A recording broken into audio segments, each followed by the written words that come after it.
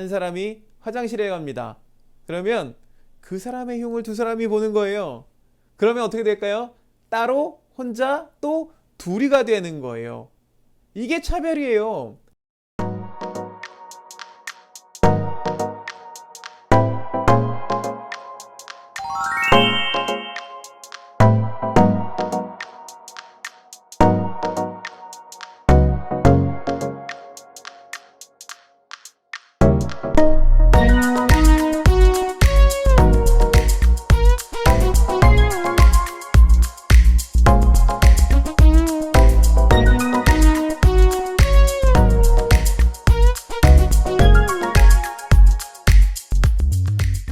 자, 여러분 안녕하세요. 하나님 말씀을 전하는 저는 피터 목사입니다.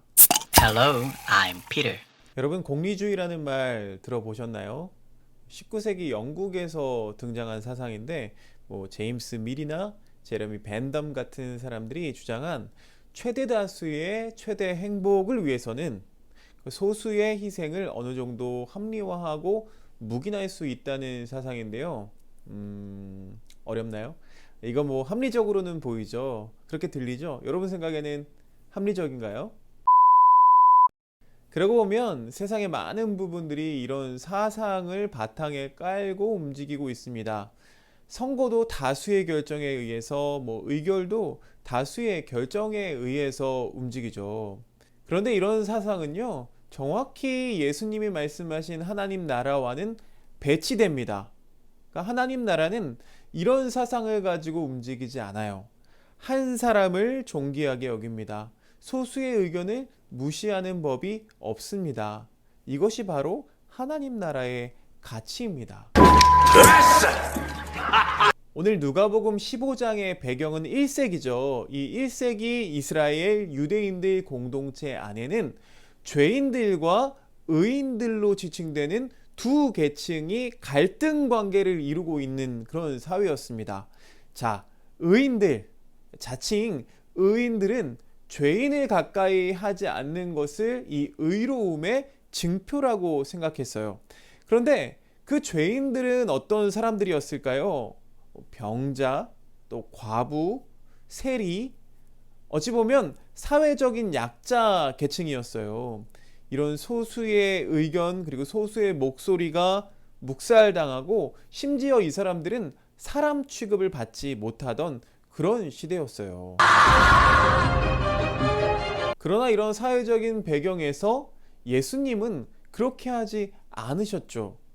사람을 만나거나 대할 때 어떤 이유로도 차별하거나 선을 긋지 않으셨습니다. 예수님은 사람을 볼 때 그냥 항상 사람으로만 보셨어요. 사람을 볼 때 사람으로만 봐야 하죠. 그런데 우리 눈이 그렇지가 않아요. 생리학적인 눈은 정직해요. 아, 그냥 사람이구나 하고 보죠. 그런데 우리의 눈은요, 자라면서 이 사회를 살아가면서 한꺼풀이 씌워집니다. 이 사회적인 눈으로 바라보면서 나랑 피부색이 같지 않네? 저 사람은 다리가 불편하네? 저 친구는 아빠가 없네? 예수님은 오늘 잃어버린 양의 비유를 통해서 우리에게 말씀해 주십니다. 바리새인이나 율법학자뿐만 아니라 지금 우리 안에도 이 존재를 부정하려는 사악함이 작동하고 있다고 말씀하세요. 내가 널 어디까지 참아줘야 되는 거야? 요즘 차별이라는 단어가 아주 핫하죠. 한쪽에서는 차별금지를 제정해야 된다. 또 한쪽에서는 차별금지법 제정을 막아야 한다. 이건 뭐예요?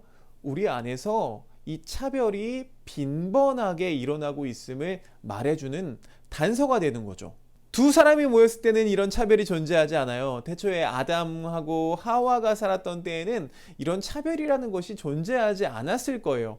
그런데 세 사람 이상만 모이면 차별이 시작되죠. 한 사람이 화장실에 갑니다. 그러면 그 사람의 흉을 두 사람이 보는 거예요. 그러면 어떻게 될까요? 따로, 혼자, 또 둘이가 되는 거예요. 이게 차별이에요. 이게 무슨 소리야? 차별은 엄청난 대단한 이슈가 아닌 거죠. 우리 모두가 삶에서 경험하고 있는 거예요. 오늘 이 말씀을 읽으면 우리는 다 99마리의 양이기를 원할 거예요. 한 마리에 이른 양이 되고 싶지는 않죠. 우리는 다수가 되기를 원해요. 그게 우리의 본성입니다. 그러나 소수가 된 사람들도 역시 소수가 되고 싶지 않았어요. 내 의지가 아닌 경우가 참 많아요. 어쩌다 보니까 병이 들고 또 어쩌다 보니까 부모를 잃어서 소수가 되어버린 거예요. 지금 말씀에 바리새인이나 서기관들이 예수님이 자기들이 죄인이라고 부르며 멸시하는 그 사람들과 함께 있는 것을 보면서 수근수근 거립니다. 그런데 예수님이 그 상황에서 이 잃은 양의 비유를 말씀하시고 또 잃은 드라크마의 비유를 말씀하시는 거예요. 이건 무슨 뜻이에요? 너희도 잃은 양이 될 수 있다는 거죠. 잃은 드라크마 당사자가 될 수도 있다는 거죠. 이 코로나19 상황이 지속되면서 이 바이러스에 걸려서 건강을 해치게 되는 것보다 또 두려운 게 있다면 이 코로나 바이러스가 걸림으로 인해서 주홍글씨가 씌워질까봐 두려워요. 솔직히 저도 그래요. 나 때문에 우리 가정에, 우리 공동체에 악영향을 끼치면 어떡하지? 그러나 이 바이러스는 어디에나 존재합니다. 누구도 안심할 수가 없어요. 지금 내가 감염되지 않은 다수이긴 하지만 어느 순간 감염자, 소수가 될 수도 있는 상황인 거죠. 그런 상황 속에서 우리에게 필요한 것은 무엇일까요? 그 사람을 감염자다로 바라보는 것이 아니라 끝까지 살려내려고 노력해야겠죠. 이제 우리가 온라인 예배를 드린 지가 만 1년이 되었어요. 우리도 참 그 시간 동안이 힘들었지만 지난 1년 동안 바이러스의 최전선에서 싸우시는 의료진들이 있어요. 여러분, 그분들은 안 무서울까요? 그러나 오늘 그 한 사람을 계속해서 돌보고 있는 의료진들이 있어요. 개인적으로는 목사로서 그분들을 보면서 배우게 돼요. 의사도 저렇게 한 사람을 살리기 위해서 싸우고 있는데 나는 한 영혼을 위해서 과연 무엇을 하고 있나? 우리는 처음에 말한 그 최대 다수의 최대 행복이라는 하나님 나라와 맞지 않는 세상의 사상에 속고 살아왔습니다. 큰 게 좋아 보이죠. 거대한 것이 좋다고 말합니다. 효율적이라고 말하면서 포기했던 것들이, 보지 못했던 것들이 우리에게는 너무 많아요. 소수의 의견은 묵살당했고 대를 위해서 소를 희생시켰어요. 어쩔 수 없다는 식으로 그 모든 것들을 다 덮어버렸습니다. 그래서 우리에게 남은 것이 무엇일까요? 우리의 자연은 이제 코마 상태가 되어버렸고 또 사회에는 부의 불평등이 극대화되어 가고 있습니다.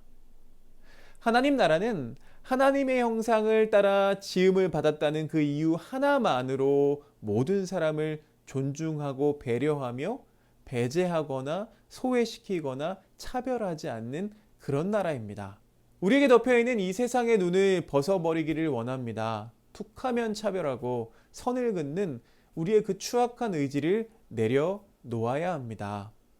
존재를 긍정하는 하나님 아버지의 마음과 눈을 우리가 배우기를 원합니다.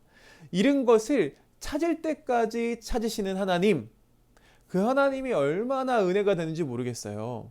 하나팀즈 여러분, 하나님은요 우리를 잃으셔도 끝까지 찾아내시는 분이세요. 마치 끝까지 그 코로나와 싸우고 있는 이 의료진들처럼 하나님은 끝까지 우리를 찾아내시는 분이세요. 그것이 우리에게 은혜입니다.